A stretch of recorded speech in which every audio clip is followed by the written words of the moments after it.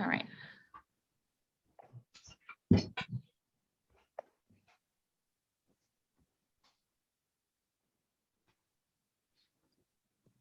All right, we'll be starting shortly.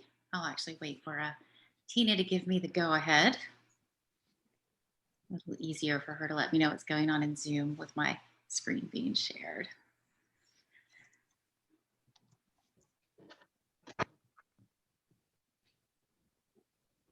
We're on our 3rd out of 5 lunch and learns. I have definitely learned quite a lot these past 2 sessions, so I'm really interested to see what I will learn for this one. Lifelong learning.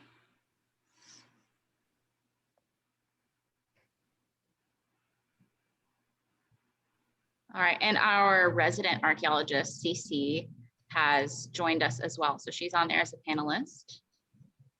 Hello. Hi, Cece. Hey, guys. I'll give you a quick introduction, Cece, when we get started.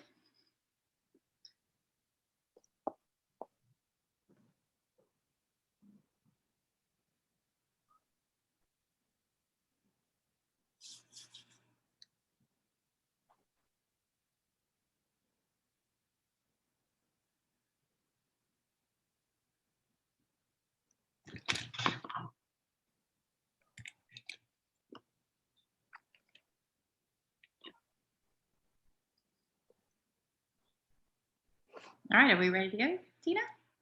We've got a handful of attendees and we're recording. So if anybody joins us late, they can rewatch the front end. I say, go ahead. All right, great. Well, welcome everyone to Pensacola Mess Hall's Lunch and Learn. I am Sarah Beth Gordon, the Education Director for the Pensacola Mess Hall. Joining me today are 2 of our other staff members. We have Tina Inman, our Marketing Director, and Cece Garopoli. Did I say that right, Cece? Just like nod. Cece is our Visitor Experience Manager, and she has an anthropology background as well, which is why she's on with us today, because our guest speaker is going to be Mike Thomin. Tomen, excuse me. My middle name is Thomas, so that's why I started saying his name the wrong way.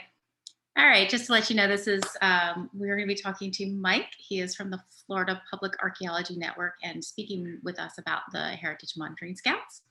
Next week, we are going to be doing some environmental remediation and chemical engineering. And that is actually a friend of ours as well, Annika Evans.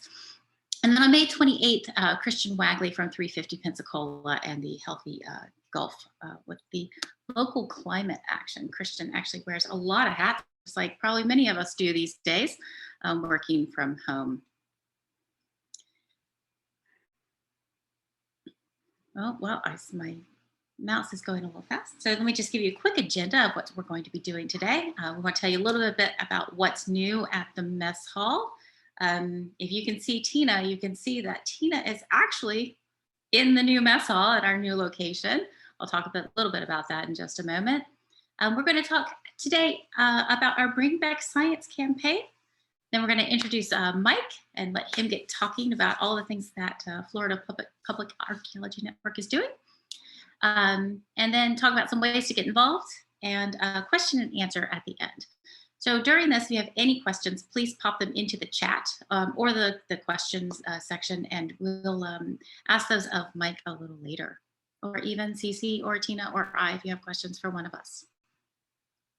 So our new location right here, that building showing on the screen right now, is 418 East Wright Street in downtown Pensacola.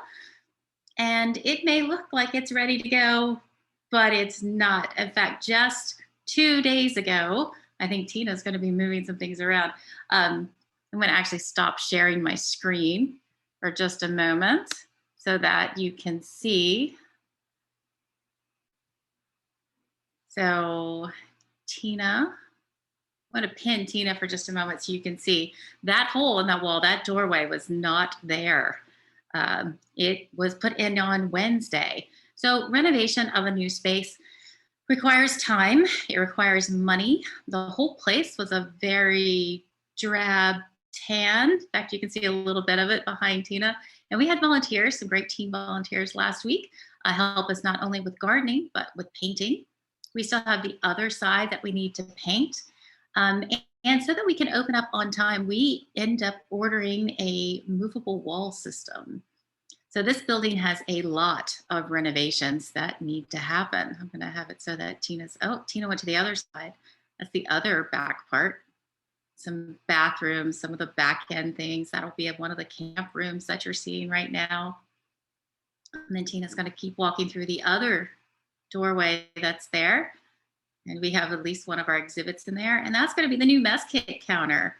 We're really looking forward to putting all of our mess kits back together. You get to see Cece and order from our great number of team volunteers that we have. All right, Tina, I'll let you stop sharing. And I'm going to unpin you. Actually, let me see if I can share my screen again the way it's supposed to. All right, Tina, you may have to unpin yourself because I don't know if I did that properly. So what do we need to renovate a building? We need volunteer labor. We got that. Well, we might need more, but we also definitely need some funds. So on GoFundMe.org, you can go to Bring Back Science or go to our Facebook page and click on Donate. We really need funds to help us renovate this building. Some of the things that we're doing, Tina just showed you, opening a new entryway from one side of the museum to the next. We also need to have a new sign. We also want to increase accessibility so that any kind of disabled or handicapped access is from the front of the building and not the back of the building. We really want to make it a really welcoming experience for all of our visitors. We have to get everything moved back in, as well as finish painting and get the bathrooms where that's a nice experience for everyone. So we are really, really looking forward to opening, and we hope that you are able to help us bring back science to the Pensacola area. All right, so thank you for letting me talk a little bit about that, but I would like to move to introduce from the Florida Public Archaeology Network, Mike Thomin. Mike is a great friend of the mess hall. He's done in-person programs for us before, and we are really looking forward to hear what he has to say and to share with us how you can get involved with the Heritage Monitoring Scouts. So I'm going to stop sharing my screen, and Mike, without any further ado, I'm going to let you talk about Florida Public Archaeology Network and get going. So I'm going to mute myself and Great. Well, thank you for the introduction. Thanks for having me back. I'm excited that you all are going to be reopening very shortly. And so I hope people will actually, donate and help you out and come and volunteer because you're a great organization. Love working with you guys. I'll miss the old place, but that's okay. We'll make new memories with the new place. But again, thanks for the interview. And the introduction, not interview, but I'm going to go ahead and screen share my screen. Oh, it looks like mine's disabled right now. So if you can enable that, I can share my screen. And I'll talk to you all today about a great program that we've had through the Florida Public Archaeology Network since 2016 called Heritage Monitoring Scouts. And we'll talk about all what that is and how folks can get involved. So here we go. Let's share my screen and hopefully give me a thumbs up if you can see that. Okay, thumbs up. Great. So this talk is all about HMS Florida. And like I said, it is a citizen science project and an ongoing program that we've been doing since 2016. But before we do that, I'm going to talk a little bit about what FPAN, the Florida Public Archaeology Network, is. And so I am actually located at our headquarters, our coordinating center for the entire program of the Florida Public Archaeology Network. We are actually a statewide program of the University of West Florida. Our headquarters is located here, right in downtown Pensacola. This is where our offices are. We actually have a public archaeology lab that, of course, since COVID has been closed, but we're thinking that the lab will probably be back open in August. And I'm happy to say that our museum, our Destination Archaeology Resource Center, just reopened to the public. yesterday. So we're going to have limited hours. We're going to be open Thursday, Friday, Saturday from 10 a.m. to 4 p.m.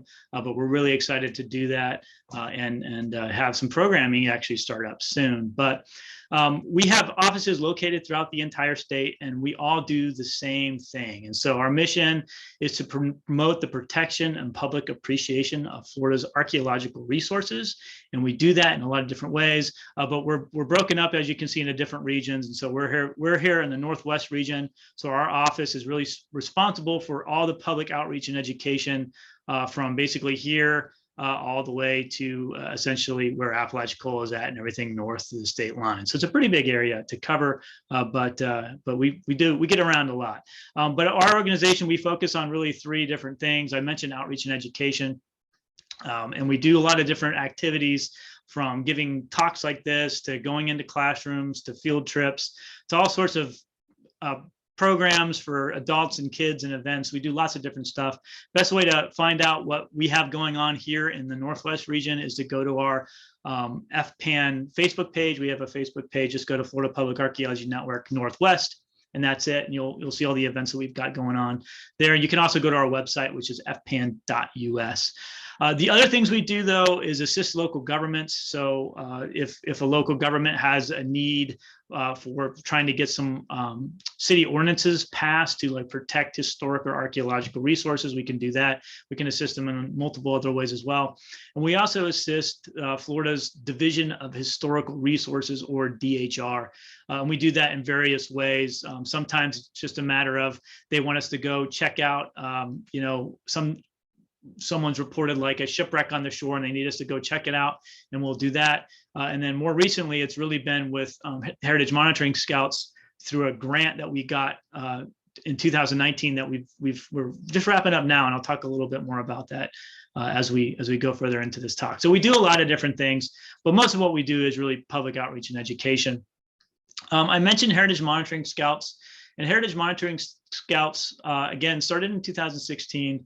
And it really was because of the issues that we're having with climate change and their impacts on Florida's cultural resources. And when I say cultural resources, basically what I'm talking about is historic buildings, cemeteries, archaeological sites, both on land and underwater.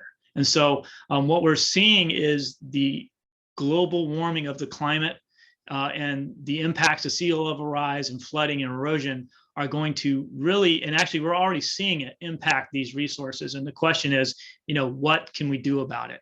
And so this program is one thing we can do about it. And so just a little bit of, science, since this is the mess hall, and I figured we should have some science in here. And so basically, what's the concern? Well, the concern, of course, is from the global warming and how that's impacting climate change. And I really love this graph because it paints a really good picture of kind of the correspondence between the greenhouse emissions. So, greenhouse gases, that's from carbon emissions, primarily through human activity. So vehicles and all sorts of other industries that produce carbon dioxide. Basically what's happening is these greenhouse gases are causing the temperature of our planet to warm. And that's concerning for a lot of different reasons. But one of those is because it will also contribute to sea level rise. And basically what's happening is as the climate warms, a lot of the ice caps that we have where a lot of our fresh water is currently frozen will essentially melt, causing the levels of the sea to rise. There's other factors that also play into sea level rise, like thermal expansion and others as well. I didn't want to go too far in depth to that, but I did want to put a link to a really good resource that if you wanted to learn more about all these impacts and how it happens and all the science behind it, you can go to this website. NASA has a great website that talks all about climate change and sea level rise. So is NOAA as well. And I think I have a link to NOAA at the end of this. But really the concern is, if you look at the carbon dioxide levels, it's kind of going off the chart literally. So what's that going to do to sea level rise? And we're already seeing the impact of it. In terms of cultural resources, this is a map that shows some of the different historic cultural resources that we have. As you'll see, a lot of our resources in the state of Florida are along the coast because throughout time, people have tended to live by the coast. And in fact, most of our population, even today, lives by the coast because of access to water resources for travel and all sorts of other reasons. But this map is showing you some of these archaeological resources that we have along the coast and what will happen if we have a 1 meter sea level rise or even a 2 meter sea level rise, what scientists say is certainly what they're expecting. So if we have a 1 meter sea level rise, so that's about 3 feet, we're talking about it impacting over 16,000 sites across the state. Florida has one of the longest coastlines in the continental United States. If we have a 2 meter sea level rise based on this map from the Division of Historical Resources, it will impact almost 35,000 sites. And so that's a huge number. That's a huge amount of archaeological information, historical information and structures and cemeteries that we will probably lose. And there's probably not a lot we can do to prevent some of it from happening. And so that was really kind of the catalyst behind what is now called HMS Florida. But how do those impact archaeological sites in particular? Well, first, it's good to point out that sea level rise is something that has happened in the past. And so, in fact, during the last ice age, which was about 12 to 13,000 years ago, Florida's coast was actually much further out than it is today. And so, as you can see here, this is a map of our current coast. If you can see my cursor, this green line is our current coast. This dashed line is where our coastline was 12 to 14,000 years ago.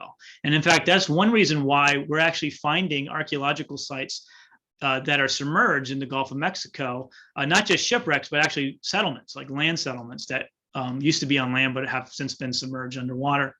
Of course, even before then, the last interglacial period, right now we're in an interglacial period called the Holocene, but we've had different periods of where we've had sea levels higher or lower depending on what the climate's like. And of course, we know if you go back in time, our coastline was actually much further inland than it is today. That's why if you go to certain areas, like here in the Panhandle, if you go over into Jackson County where Marianne is at, you'll find fossilized stuff in limestone that's like on the ground today, because at one time it was actually submerged into water. So this is something that has happened in the past. The big difference, however, for archaeological sites, based on some of the research that's been being done over the last couple of years, is the fact that it's happening much quicker than it has traditionally. And so when it happens slowly, sites can actually be preserved underwater.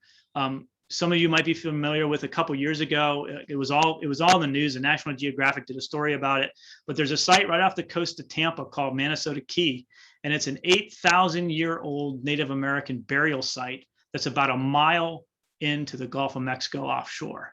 And it's been really well preserved, but part of the reason why it wasn't just completely eroded is because based on the research that's been done so far and on our understanding of the site, that sea level rise happened much slower than it is now. And so the amount of wave activity didn't really impact the sites too much. And it did to some extent, but not what we're seeing today. Whereas today it's happening so much quicker that we're seeing rapid loss and deterioration of sites. And I'll show you some examples of that, both locally and other parts of the state. So this is a really good resource. I mentioned NOAA. This is called the Sea Level Rise Viewer. You can actually just go on the internet and pull this up if you just go to this link, or just Google Sea Level Rise NOAA. But this shows you, this is a really cool tool that shows you what the sea level rise impacts will have on some of the areas that we might be more familiar with locally. And so I just wanted to do two examples, because a lot of people have been to Quietwater Beach, which is on Pensacola Beach. And the other example they have that's close by is a Riverwalk Park in Milton. They also have one for out in Destin too. So this is the way the viewer looks, but basically what you can do on this sidebar, you can change the levels of the sea. So you can make it 1 foot, 2 foot, 3 foot, all the way up to 6 foot. And so when you do that on the Sea Level Rise viewer, it will show you what it will look like if in fact we do have that 2 meter rise that scientists are predicting. And so that's what Quietwater Beach will look like if we do in fact get that 6 feet of water. And then for Riverwalk Park in Milton, again, it will put it underwater. And so that's, again, this is the concern. There's another really great tool called Sea Level Change Portal for NASA. I love this one too. So basically, this is the Gulf Coast. So this is Louisiana, Mississippi, and then in Alabama, here's Mobile Bay, and here's us right here in the Panhandle. And so basically what this allows you to do is it allows you to remove or basically melt ice from Greenland and Antarctica, and to show you what kind of impact that will have for us on along our coastline. So when you say like if we lose like 1 or 2% of ice on Greenland or Antarctica, that doesn't really sound that bad, right? 1-2% doesn't really sound like it's going to be that bad, but this kind of helps you visualize what that actually looks like. And so here's with a 2.5% removal of ice and what it will do to our coastline. And so even a small percentage can have a really big impact on what our landscape will look like and how it will impact lots of things in our daily lives, based, where we're living, our streets, our industries, our infrastructure, our livelihood, but also our culture and heritage is something that we need to definitely be concerned about. The other thing we're worried about is, of course, flooding and storm surge. So this map shows you the 20 most effective counties from flooding and storm surge. You'll notice that on this 20, we have Escambia, we have Santa Rosa, we have Bay, and we have Franklin. Those are all in the Panhandle.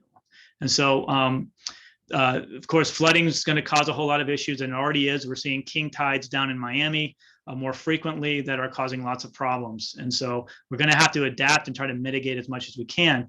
For sites, again, for archaeological sites, flooding and erosion is a major problem and can lead to some massive loss of cultural material and all the information that we as archaeologists can get from it if it's intact. But if it's been disturbed, if it's been removed, then we lose all that knowledge that we could have otherwise gotten.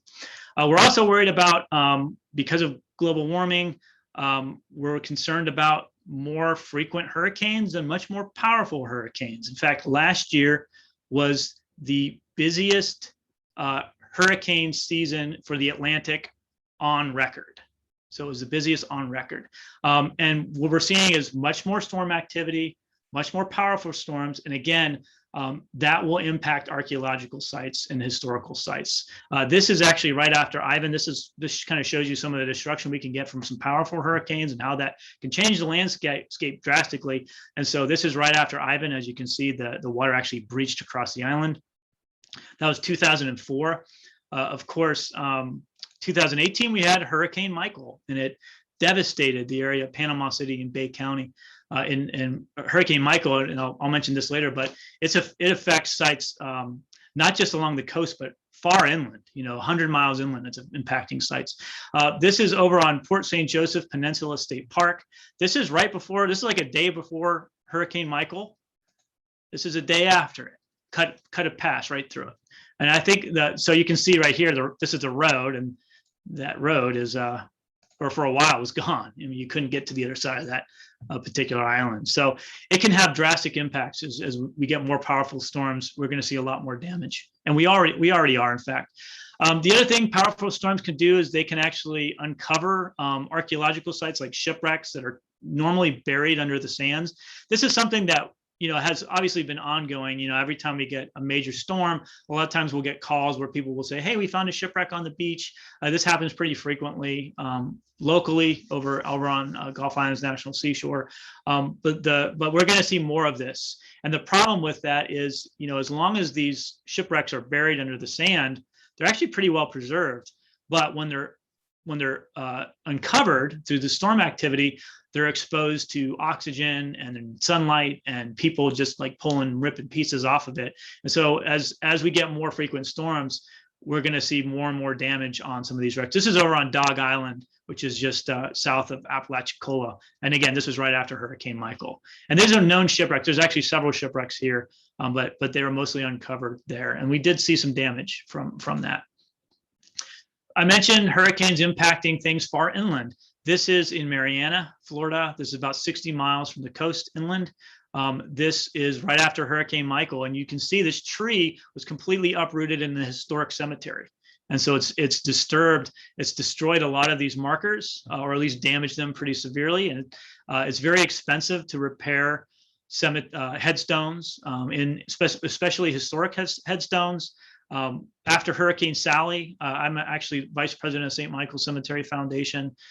We had a lot of damage in St. Michael Cemetery after Sally. We had to close it down for several months, and it costs us so far about $70,000 to repair that damage. So it's very expensive, but trees that are uprooted from hurricanes or other storm activity can, just completely destroy archaeological sites, as well as structures, historic structures, limbs falling on structures and damaging them, as well as cemeteries as well. And here's a good example of that.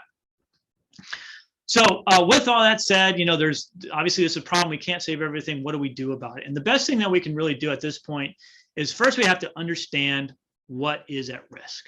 So in order to do that, we need to get data. We need to go out to these sites. And we need to find out, what archaeological sites are still there, and then how are they impacted after storm activity. And so the way we want to do that is anytime there's a storm, or just anytime in general, we need to go out and check the status of these archaeological sites, cemeteries, and historic structures that we know about across the entire state. The problem, though, is there's just not enough archaeologists to do all that work. It's just too much work to do that. Like I said, if it's 16,000 sites, 32,000 sites, that's a lot of sites to monitor. And so what we came up with was this statewide citizen science program to monitor cultural sites along coastal areas. And basically what we do is we train anybody, we like to say 12 and up, but we've even had some a little bit younger kids, as long as their parents are there. But we basically train volunteers how to, what the problem is. We train them, what archaeological sites are. We train them in the laws, both the state and the federal laws. And we train them what to look for when we're at sites. And so that's the first part of it. We usually do a classroom portion of it that's a couple hours long. And then for the afternoon portion of it, we actually take people out into the field and we show them how to fill out the site forms that we have.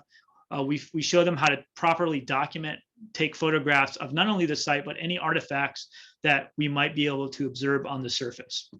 It's important to note that this program is not about collecting. We are not collecting artifacts. We're just collecting information. We're collecting data. And so now with COVID, we actually have not been able to do any of our Heritage Monitoring Scouts workshop. So traditionally, once you go through the workshop, which again is about half a day to do the whole thing, then we give you a Scout ID. And then once you've gone through that and you have your Scout ID, then you can get started. So we can actually give you access to some of the sites that we want you to go out and monitor.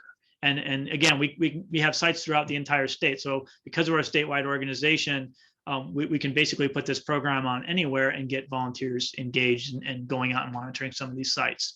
But again, we haven't been able to do some of that in person. We have started to do some virtual trainings, however, but I'm hoping that maybe in August, September, in the fall, that we'll actually be able to do in-person trainings again, so we can get more scouts out there and helping us out. So basics of monitoring. So what are we asking people to do? What will you learn if you become a scout? And so again, the main thing is we're trying to figure out what's the current status of some of these sites are at, because some of these archaeological sites that were documented and recorded that are in the state database has a database called the Florida Master Site File. So these are all archaeological sites, historic structures, cemeteries that the state knows about, goes into this large database, and that they, then they'll know where stuff's at, essentially. But some of these sites, haven't been visited in 30, 40, 50, 60 years. So the first question is like, are they even there? Are they where they're supposed to be? So, based on, obviously technology has changed a lot in 30, 40 years. They didn't have GPS 40, 50 years ago, but now we do, so we can get more accurate location information about where a site might be at. So first is just confirm if the site's there, if the basic, is it still there, or is it already gone? Maybe it's too late and it's already gone. But that's good to know, because then we know, like, is this a site we need to come out and monitor again, or is this a site that's just gone and we don't need to come monitor it? The next thing we want from the monitoring side of it is assessing impacts and threats. So this is both human threats. So is someone been going, are there like evidence of people going out there and digging stuff up illegally? Is there evidence of animals, burrowing in sites? Or is it evidence of, storm surge and erosion? Is there any evidence of that? So that's another thing that people will do when they're out at site. Also, we want people to add any new knowledge to the site that maybe we didn't know about before. Maybe parts of the site have eroded, but that's exposed more archaeological material that maybe that wasn't listed on the site report originally. And so they can actually add more information about the site based on that particular site visit. And the other and final thing they need to do is, of course, collecting the data. So images, so taking photographs in a particular way. That way, if someone goes back to the site 30 years from now, they'll be able to tell exactly where that particular person was standing. And there's, with smartphones and with some really great apps like Solo Locator, that's one we use a lot. That's really easy to do. But again, it's important to emphasize that we are not collecting artifacts. In fact, when you become a heritage monitoring scouts, there's a whole list of different ethical principles that you have to abide by and sign on to in order to become the scout. But that's kind of the basics of monitoring. What do those site forms look like? I just wanted to show you really quick. This is kind of stuff we already went over, but this is basically the information we're looking for. The day you visited, the site name, and then whether you actually found the site or maybe you didn't find the site, and then the condition of the site, and then other notes that you can put in as well. And so when you go site monitor, some people use the paper version. They just bring a clipboard and paper and do it the old school way. We do have this version of it as a online document that you can fill out like on your phone if that's how people are comfortable. But ultimately, all this data goes into a massive database. And so after people visit a site, they'll come back, they'll log on, and they'll actually fill out an online version of the form and input all that information into this document. So it's basically you're just taking that same information and inputting in here. You'll upload all your pictures, and then that goes to a large database called Arches, and that's what we use to manage all this data. And what's great about this, so this is all the red dots you see right here are all the cultural resources we have that have been reported to the Florida Master Site file. So you're talking tens of thousands on this little map. But basically what's great about this is any other land manager can actually look at the scout reports. So for example, if we send someone out to a state park to a Native American mid-mound, something just as an example, and they report like, hey, this site's eroding really badly, then once they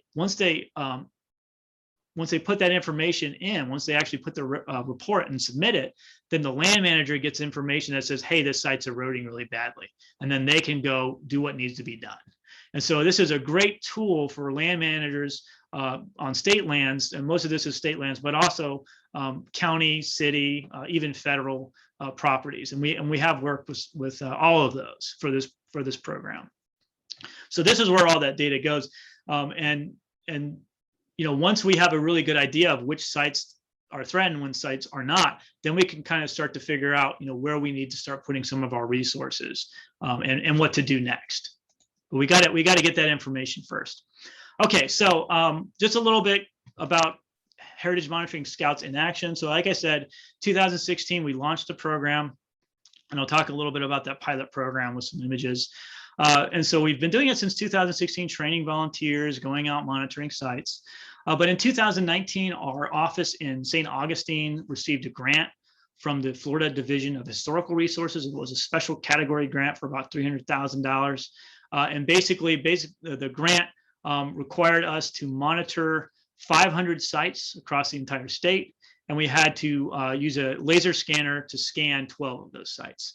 And I'm happy to say, as of Monday, we got past 500 and we've got all 12 sites laser scanned. So we've done it. Now it's just, we're actually continuing to monitor. So we've already blown past the 500. We're going to keep going until I think that part ends in June when we can. So hopefully we'll get to like 600, but we'll see.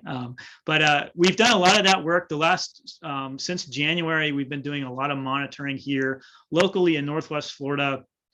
Of course, with COVID, it's been difficult to really work with any of our heritage, our actual scouts, our citizen scientists, just because of restrictions with the university and concerns with COVID. We've been able to have a couple opportunities when we've had some of our trained scouts come out with us to some of these sites, but for the most part, most of the monitoring we've been doing. But again, like I said, hopefully in the next couple months, once we can start doing workshops again, and it seems like things are opening up quite pretty quickly, which is nice. Hopefully we can start doing some of those trainings in person, but there will be opportunities to do online stuff as well. So first I wanted to highlight, this is us out in, this is a few months ago. This is in the Blackwater River State Forest. And some of these sites are very difficult to get to. I think we had to hike in like 2 miles, and it was basically all like this. I mean, it was just, you know, I actually got cuts on my arm still today from all this. But so we've done most of our work in the Blackwater River State Forest and with Gulf Islands National Seashore. And locally, since January, we've monitored a little over 50 sites here locally. So this is out in St. Augustine. This is the pilot program. So this is like one of the first sites that they monitored for this particular Heritage Monitoring Scouts project. This is part of a estuarine research reserve out in the St. Augustine area. This photograph was taken about 2 weeks before Hurricane Matthew hit. Okay, so both of these. So what you're looking at is this was a Native American shell midden site. So basically, when Native Americans lived here, they would have collected shellfish and other marine animals from this particular bay system, and then once they would have consumed whatever food they could have gotten out of them, they would have basically thrown them into a pile, basically a garbage pile. And so that's what most of the site is. However, later on in the 1700s, a group of Menorcans, so these were a group of immigrants from Europe that had settled this area, actually settled this area, and they built a well. And so this is a well that's been here since the 1700s. It's actually made out of coquina block, which is a naturally occurring stone in that area. So this is, again, right before Hurricane Matthew hit. And this next photograph shows you about a week after Matthew. So you can see the erosion, pretty dramatic here. So again, I'll go back. That's before Matthew, after Matthew. And if you look over here on the right, again, this is before Matthew, after Matthew. So huge difference. I mean, this well's been there since the 1700s, and one storm took about a meter from it. And it's again, this is from 2016, so it's actually eroded even further than this today. So huge impact from just one storm. Locally, again, we're also seeing that here along the shores, and I'll just show you 2 quick examples of that. So this first photograph, this is over in East Bay. This is a site in East Bay. These are my kids right here. This was taken just for funsies, but I want you to look at, focus on this tree right here. So this site, this is another midden. This is a Native American midden site. It's actually quite large. This midden stretches for about 100 meters along the shoreline, and it's about 1 meter thick. But again, this is the tree. This was taken, this photograph was, I think it was taken 2 or 3 years ago, based on what my kids are wearing. But so, you know, the site, again, it's along a bay system, but this is it about a year ago. This is after we had a big storm, and that tree has completely come out. And as you can see, the problem with that is when these root systems to these trees are all connected to the earth, to the ground, and so into the soil.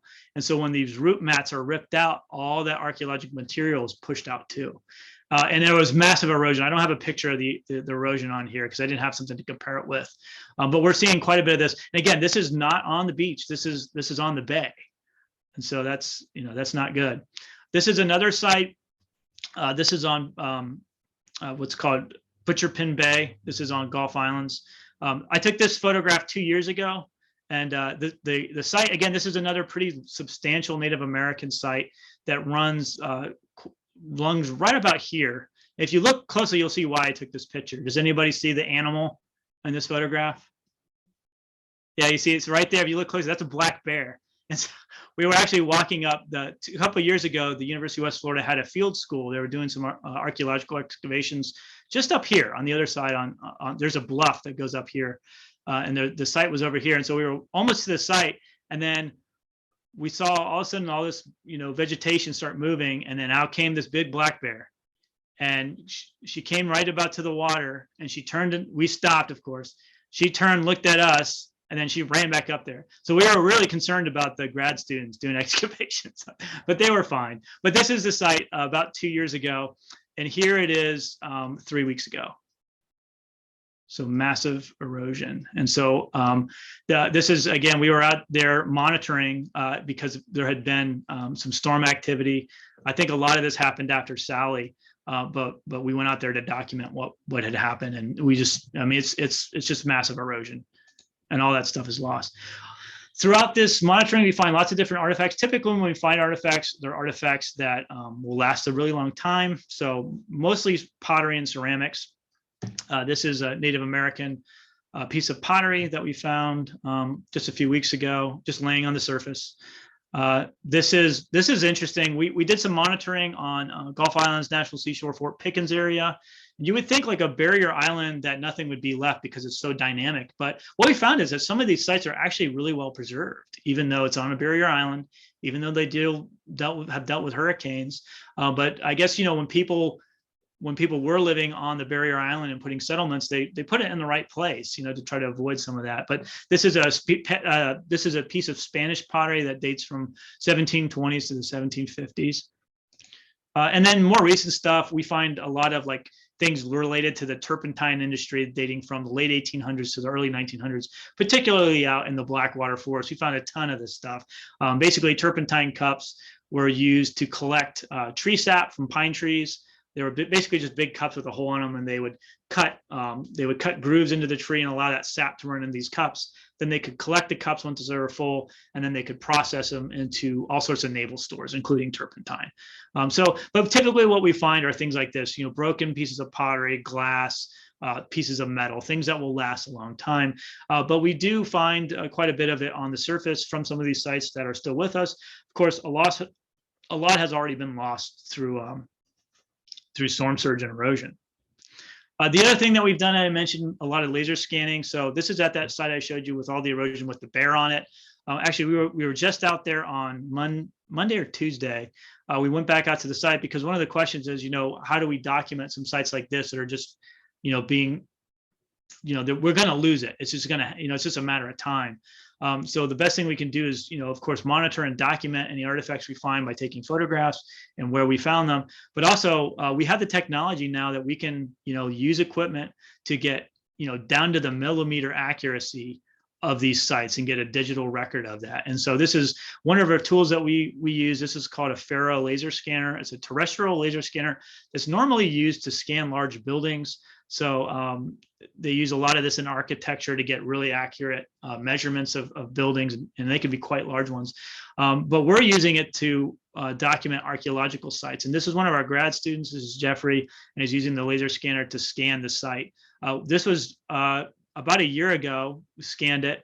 And then this was just last week, we went back out there again, same site. You'll see all that erosion. But at least we'll be able to track those changes based on these different scans that we have. We'll be able to compare that to try to figure out the rate of the erosion that's happening. Of course, that's kind of variables like big storm activity comes in, can make the rate a lot greater than it kind of normally is.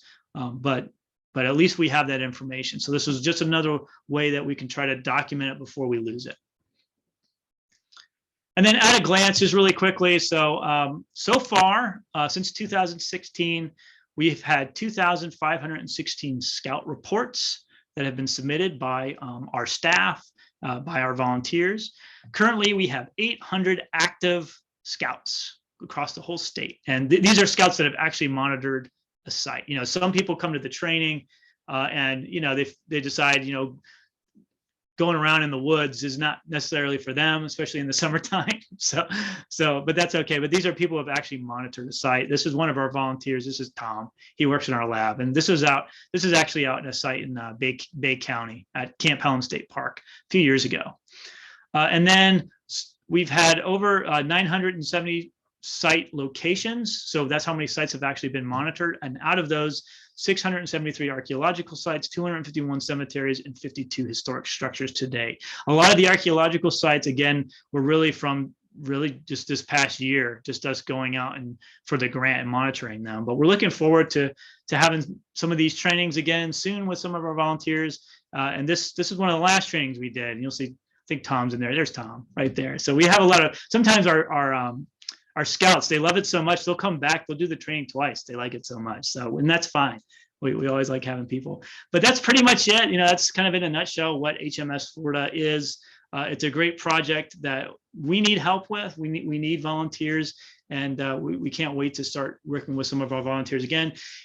Sometimes our volunteers, again, don't like going out in the woods, and I don't blame them for some of these sites I've been to. Some of them can be tough, but we do have other opportunities for volunteers. So for, like I mentioned, our public archaeology lab, which is nice because it's indoors, it's air conditioned. You don't have to deal with bugs or heat or any of that stuff. And hopefully that will be back running again in the fall. So just look out for that. And, best way to find that information is go to our Facebook page or check our website out. With that, I'm going to stop sharing my screen. If you have any questions, I'll be happy to answer them. All right. Thank you, Mike. I have one very specific question. Okay. And you were talking about some of these Native American sites, and I think I saw the 3 Mile Bridge in the background of the one with the black bear. Yep. Yeah, that's right. I mean, that's so close to us. Mm-hmm. What are the names of some of the Native American tribes that were around here? Yeah, it's a question we get a lot. So we certainly have like the historic, for the historic time period or the colonial time period. We know that the Choctaw and the Creek came down to this area quite frequently. During the Spanish colonial period, what we call the second Spanish colonial period, one of the main industries around here was the deerskin trade. And so, in fact, the Panton Leslie and Company was one of the major deerskin trade firms in the southeastern United States. They, in fact, had the monopoly on the deerskin trade for the Spanish, even though it was a Scottish company. But we know that, for example, like the Tallapoosa's and the Alabamas, they came into this area, and they're what we typically call the Creek, the Lower Creek today. It's kind of more of a general term. But we know Choctaws, Creeks.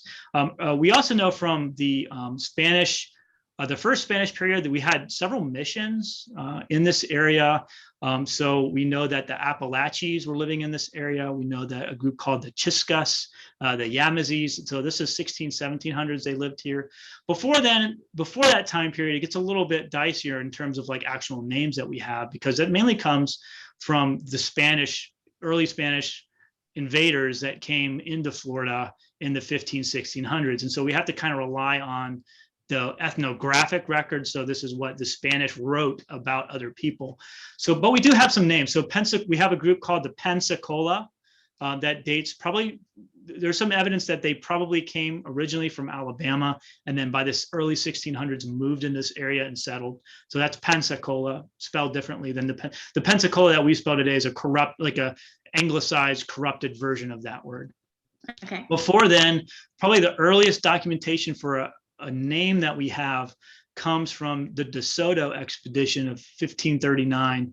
1539, Hernando de Soto brought several hundred conquistadors and enslaved people and translators that so many of them whom had been enslaved actually.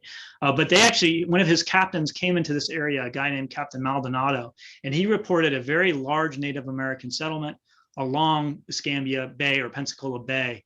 And the name they gave to those people in that settlement was Achuse. Sometimes it's spelled with an O, sometimes they spell it with an A, but that's probably the earliest name we have.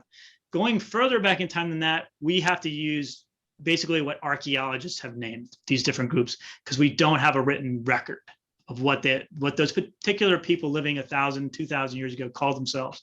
So sometimes in the archaeological literature, you'll read about Pensacola culture or Fort Walton culture or Weeden Island culture. And that's not what they call themselves. That's just what archaeologists call a particular group of people living in an area over a particular period of time.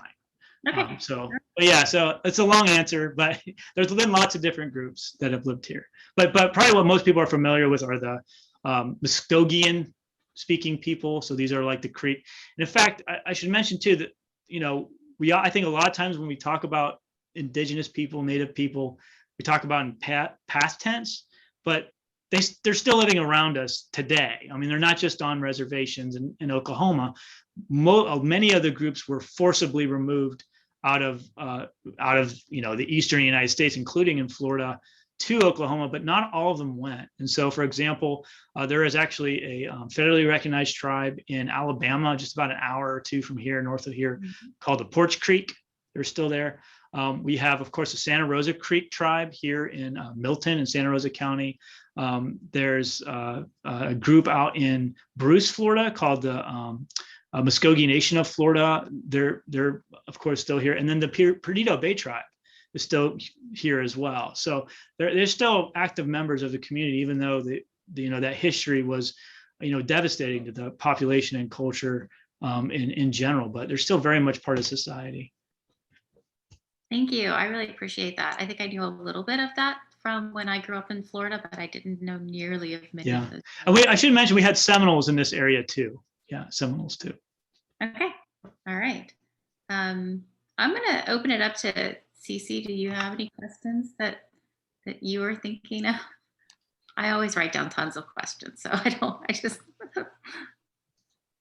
I sent a bunch of mine to Tina because my internet is a little iffy, so I'm gonna let her ask. Oh, okay. All right. Yeah. So I had a quick question that might sort of lead into the rest of them. Are some of these sites that you're asking people to join in monitoring right in our own backyards, just all over the Pensacola area?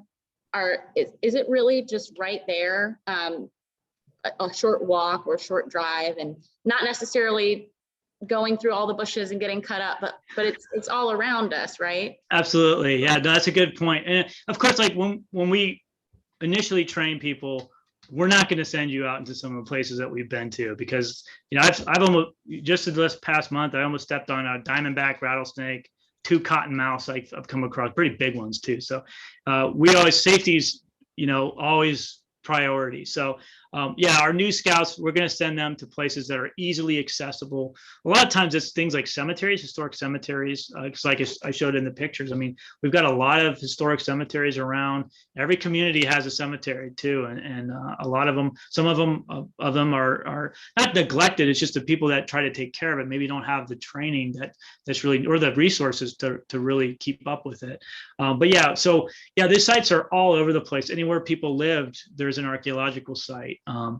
Especially downtown Pensacola. If anyone's ever been on we have the Colonial Archaeological Trail. I mean, that will show you like little foundational features from the British and Spanish periods that are just below the surface. So sometimes it is like just in downtown areas, and we're interested in getting those sites monitored too, to try to understand how they've been impacted, not only through climate change and sea level rise and storm activity, but also just through like development. A lot of, St. Augustine is probably one of the only cities in Florida, at least, that actually has ordinances to protect certain districts, the archaeological material. We have some ordinances here in Pensacola, like for buildings, Architectural Review Board, and we have some districts. But the archaeology gets impacted too. And luckily, of course, UWF with Dr. Judy Bentz and Dr.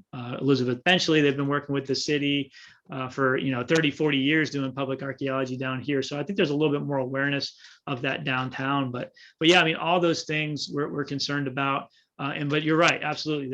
These are all over the place. You don't have to go in the middle of who knows where in the Blackwater River forest, wrangling cottonmouths to get to some of these sites. So a lot of them are pretty easy to get to. So I don't want to scare people, but some of them are hard. I just wanted to put some cool pictures in there. So, and that was one of them. Going out and taking a walk in the woods can be therapeutic. So yeah, absolutely. A chance to contribute and be out in nature. And last week we heard from Kelly about the coastal dune lake monitoring and a lot of the richness that you can observe when you're out doing things like that in ways that people can contribute. And it kind of pulls it together for me, how much there is to care about in this area. And I just think it's really special. Yeah, I mean, that's a good point. A lot of these sites are in state parks, and that's because, they've been preserved because there hasn't really been any development in there. And they're also protected under state law, federal law, they're actually protected. So some of these sites are super easy to get to. Some of them are just right off trails, people might not even realize it, but yeah, it's a good way to get outside, that's for sure.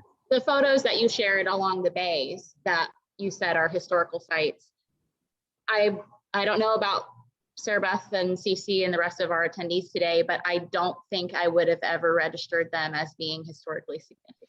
They're just things I'm not trained to see and appreciate, and that was very informative to me. Well, good. Yeah. And that's part of the workshop that's part of the training that people get is we'll go over what kind of artifacts we find in this area, what to look for, and what to expect when you're out. And then, and more importantly too, is again, I try to reiterate that as much as possible, the laws that protect these resources on state and federal lands. A lot of people don't realize that state lands also include state submerged lands. So that means into the water. Any navigable body of water is state submerged land. So just because it's in a river doesn't mean it's, you can take it. In fact, it's the opposite. Because it's in a river, it's navigable. And basically, if you can throw a kayak on it any day of the year, it's navigable. It's protected under state law. So, and this is a great way to get people involved, because I think a lot of times that people are out and about, they may not know, the laws and why these sites are protected, and they don't mean to do any harm. Sometimes it's just by accident. But this gives a way for people who are really interested and care about these places to get involved in it and help us understand them and help us document them before they're gone. And what's really great working with different communities is, you're right. I mean, these are literally, the communities are the ones that should care most about these places, because a lot of communities take pride in some of these sites. I think the Luna settlement site is a good example, of the entire city, like, feels like it's theirs, and they want to see it protected and done right. And so when you can get communities involved in the process of archaeology, kind of along any step of the way, that's in terms of long-term protection, that's some of the best things you can do, because then you have, eyes on the site all the time, and people are keeping their eye out and making sure everybody else is, looking and taking pictures, but, leaving it intact. The mess hall completely shares that ambition to get us involved in all the kinds of science. And I really am appreciative that you were able to share all that with us today. And I have one last question I think is fair to take some time for. I might know the answer. As you were saying, navigable waters. Cece actually came up with this question. What is your favorite site that you have worked on? Favorite site? Yeah, that's a good question. I think for me, the most maybe impactful one is because I grew up a lot of my life in this area, and kind of everybody in this area knows about like the Luna shipwrecks. That's kind of the big thing. We got a statue of the guy out there off of Palafox Street, but it's been able to dive on one of those 1559 wrecks. So these are the second oldest shipwrecks. Well, I should say European made built shipwrecks in what's now the continental United States. There's one a little bit older off, or a few a little bit older off the coast of Texas, but that was a great opportunity just to be able to go down in that site and actually put my hand on one of those timbers that's still preserved after 460 years is pretty amazing. But yeah, I mean, there's so many different sites out there from all different time periods that it's hard to have a favorite, but I would say that's probably the most memorable one that I've been able to get to. So it's hard to see though. It's very, you see like this far in your face. When people that learn how to scuba dive in the Keys, it's great, but you come up here and it's, sometimes they freak out because they're used to seeing 100 feet, not 3 feet in front of them. So. Yeah. Beth, Cece, any other questions? I don't have any questions. I wrote just what an amazing intersection between history and science and citizen involvement that this is, because you're using technology that we all, hold, and most of us hold in our hands now in order to track this connection to our past. I grew up in this area and left for many, many years. And when you come back, you recognize just how rich the history is in this area, including the names of people that we'll never know because it's not preserved. And just what a really amazing intersection. And I think if I ever get time, I would love to do the Heritage Monitoring Scout. So yeah, come on out. Yeah. When we have another one, I'll send you all that link, and that'd be great. Yeah, I'm going to keep up with that. And I just want to remind people that the mess hall has a way for you right now. You don't even have to be trained. You can do IC change and take your Earth selfies. We have information for that on our website, don't we, Tina? Yeah, I don't want to talk about it too much because I really want to encourage people to go find other ways that they may be interested.